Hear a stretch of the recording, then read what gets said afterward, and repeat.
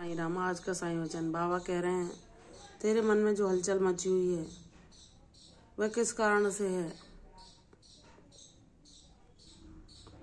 तू ये जानने की कोशिश ना कर, बस तू अपना साईं नाम का सुमिरन करता चल। यह सुमिरन तेरे जीवन में शांति को स्थापित कर देगा। बाबा ने ना एक पल भी तुझे छोड़ा है, ना कभी वे तुझे निराश करेंगे।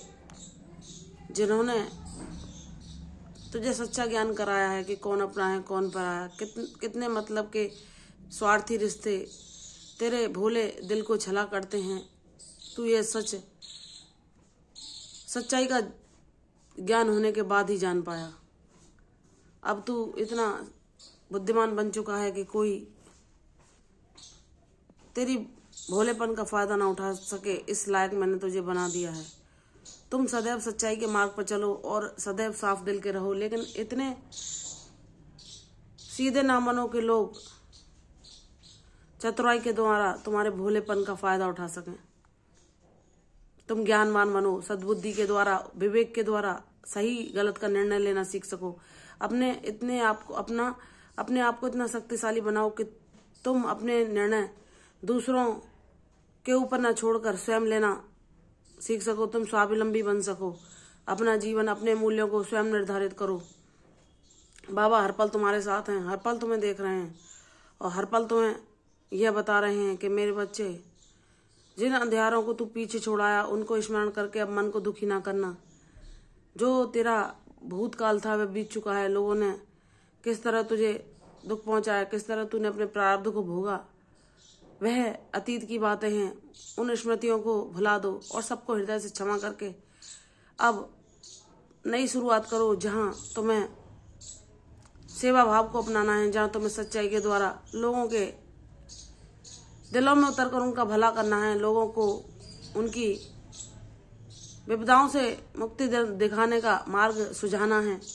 तुम्हें सबके लिए एक उदाहरण बनना है कि किस तरह हम आंधियों और तूफानों में भी विश्वास के साथ अपने प्रभु को जब थाम लेते हैं, उनकी उंगली थाम लेते हैं, तो हमें कोई भी तूफान, कोई भी संघर्ष हरा नहीं सकता। हमारी विजय निश्चित होती है जब हमारे साथ हमारा गुरु सदैव खड़ा रहता है और वह हमें सही दिशा की ओर ले जाता है, हमारा मार्गदर्शन करता है, अंतःकरण में प्रकट होकर सदैव हमें सही गलत सब कुछ बताता है।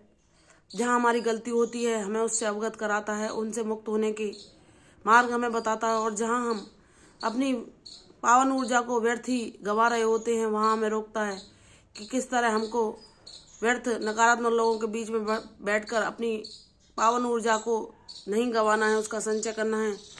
बाबा हर पल हर घड़ी हमें यही समझाते हैं कि मेरे बच्चे, तुम जिस मार्ग पर चले हो वह आसान नहीं है। जिस राह को मैंने तुम्हारे लिए चुना है वह भले ही कितनी भी कठिनाईपूर्ण हो, लेकिन अगर तुम अपने गुरु पर विश्वास करके उनकी उंगली थामे उस राह पर आगे बढ़ते जाते हो तो तुम अपनी मंजिल तक भले ही समय लगे लेकिन पहुंच जाते हो। तुम्हारा जीवन सद्कार्यों के लिए हुआ है। मैंने तुम्हें चयन किया है किसी उद्देश्य की पूर्ति के लिए, और मैं ही तुमसे कराऊंगा।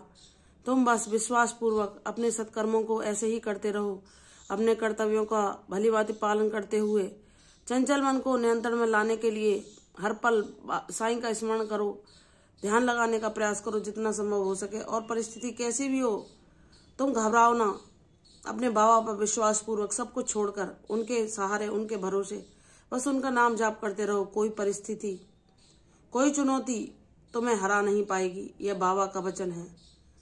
जिसने अपने बाबा को जान लिया है और बाबा का अनुभव पाया है वह कभी जीवन में निराश नहीं हो सकता, कभी वह किसी भी चुनौती के आगे घुटने नहीं टेक सकता। वह किसी भी बड़े से बड़े संघर्ष को आसानी से पार कर जाता है, क्योंकि उसे जो कृपा प्राप्त होती है अपने सदगुरु की, वह उस पतवार के समान है। जब हमारी जीवन रूपी नैया मझधार में पड़ी होती है और हम इधर उधर आशा भरी नजरों से देखते हैं कि कौन हमें सही राह दिखाएगा, कौन हमें इस विपत्ति से बाहर निकालेगा, तो सदगुरु वही पतवार हैं जो हमें थाम लें तो कुशलता पूर्वक हमारी जीवन नैया को पार पहुंचा देते हैं। इस भवसागर से सब मुसीबतों से बचाते हुए हमें हमारी मंजिल तक पहुंचा देते हैं। तो मेरे बच्चे, तुम्हारे प्रयासों को मैं देख रहा हूँ। तुम जो विश्वास पूर्वक अपने सत्कर्मों को करते हो और तुम मेरी अनुभूति पाते हो।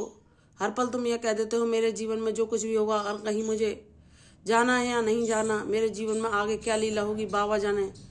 वह मेरे पिता परमेश्वर हैं। जैसे एक बच्चा अपने पिता पर सारे निर्णय छोड़कर बेफिक्र होकर अपने कर्तव्यों को करता है, वैसे ही साईं नाथ मेरे पिता हैं। वह मेरे गुरु हैं, मेरे सखा हैं, मेरी माँ हैं, और मेरे लिए जो हितकर होगा वह अवश्य करेंगे। इसलिए मुझे सब सोचों को त्याग कर, सब चिंताओं को उनके चरणों में समर्पित करके, सब भयों से मुक्ति पाने के लिए सिर्फ उनके पावन नाम का सुमिरन करना है, जो बड़ी से बड़ी विपदाओं में भी हमें जीने